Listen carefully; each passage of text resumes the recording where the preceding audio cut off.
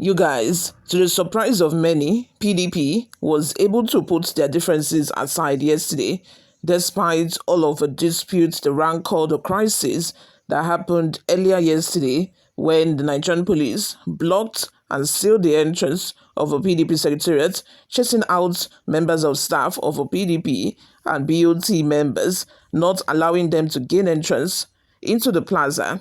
You guys, it will surprise you that after all of this drama that happened earlier in the day yesterday, Damagum gave a speech after the NEC meeting saying that they have been able to put their differences aside and there would no longer be any press releases from warring parties within PDP. Also, he reaffirmed their decision that Samuel Anyanwu has been reinstated as the PDP National Secretary. Surprise you, it shocked me as well, you guys. Before we go ahead with the details of today's news, if this is your first time here or you have not subscribed to this channel, kindly click on the subscribe button down below. Also turn on the post notification bell. That way you'll be the first person to get notified each time we upload a new video. Don't forget to give this video a massive thumbs up as well. It's really very important. That is the only way you can support this channel. Click on the thumbs up button. Also leave your opinions in the comments section below. Without further ado, let's delve right into the details of today's news. Former Deputy National Chairman of the People's Democratic Party, PDP, Chief Bode has described the incident at the party's National Secretariat on Monday as disgraceful and a show of shame after he and other party elders were denied access to Watada Plaza, the PDP's headquarters in Abuja. In an interview with Channels Television, Bode recounted the event that unfolded when members of a PDP Board of Trustees (BOT) arrived for a scheduled meeting, only to be met by heavy police presence at the premises. Back at Watada Plaza today, it was disgraceful.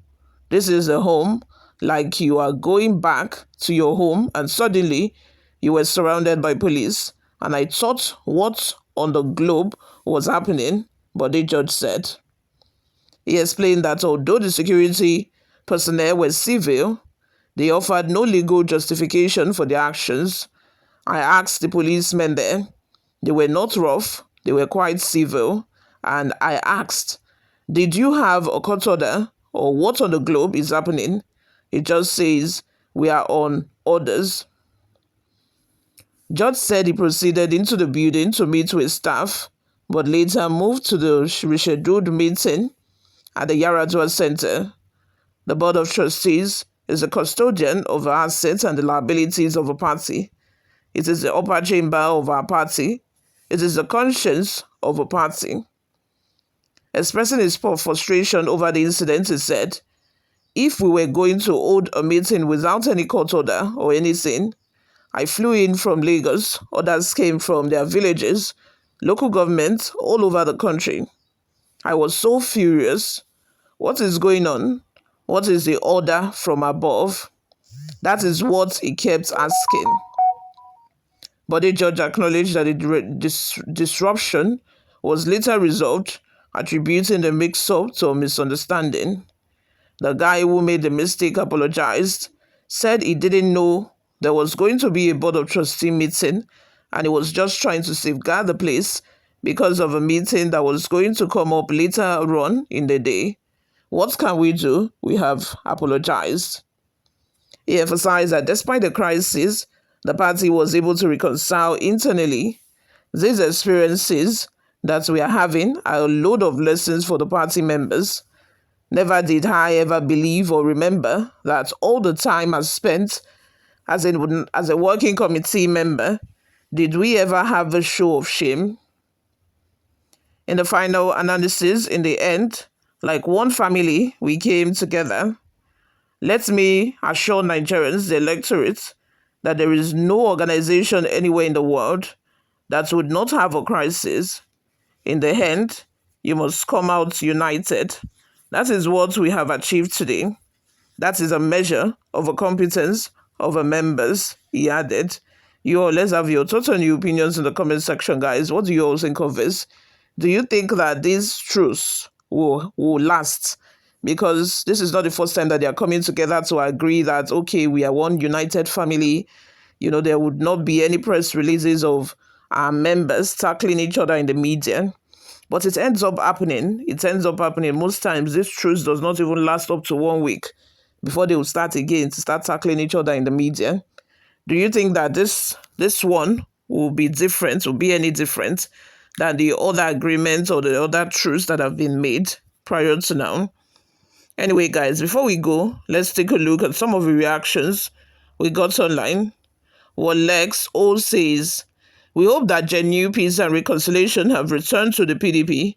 If not for their ego and immaturity, they ought to have settled their secretaryship imbroglio a long time ago. Exactly. Most of the time, it's just about ego fights, nothing else.